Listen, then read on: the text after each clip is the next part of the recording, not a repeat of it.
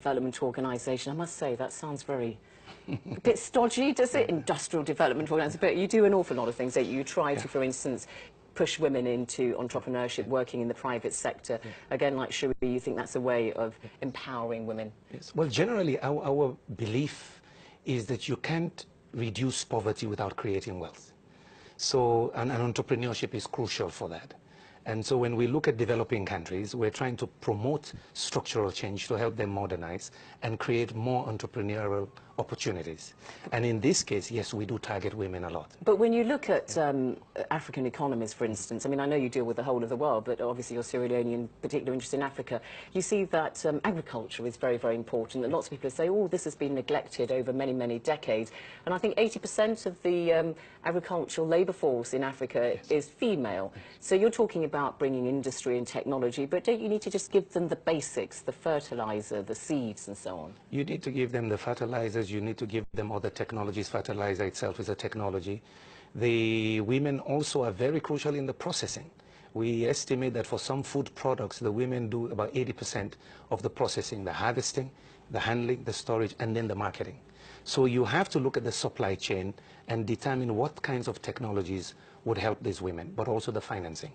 And but many times we neglect that. I think, Andy, the mobile phone has become an extraordinary tool for doing this, hasn't it? Because suddenly, by using the mobile phone, you can connect women to the supply chain in a way that wasn't possible when they had to rely on walking to market or perhaps if they were lucky getting on a bike and going to market. And it's made a huge difference. The mobile phone has made a big difference in the lives of African women. I think also it's about finance too, isn't it? Because what we see now is you're using the mobile phone to make money payments, perhaps to bank your takings, for example. Yes, exactly. And when you think that, again, before that, you would have to leave your stall and go for a walk for hours in order to put your takings into the bank. Now you can use the mobile phone to do that transaction. And, of course, it makes the women safer, which wasn't necessarily the idea, but the fact is, if you can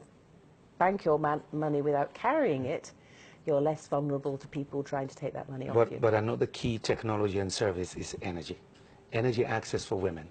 It is the women, after they do all the cooking at home and so on, who also have to collect the firewood. They spend hours and hours doing that, 20 hours a week. Firewood and then water. It's women and girls. Because that's one big thing for you. And in fact, you're spearheading the United Nations efforts. We want to do 1.3 billion people. But with the backing now from the European Union and several governments, we want to do the first 600 million probably in the next decade.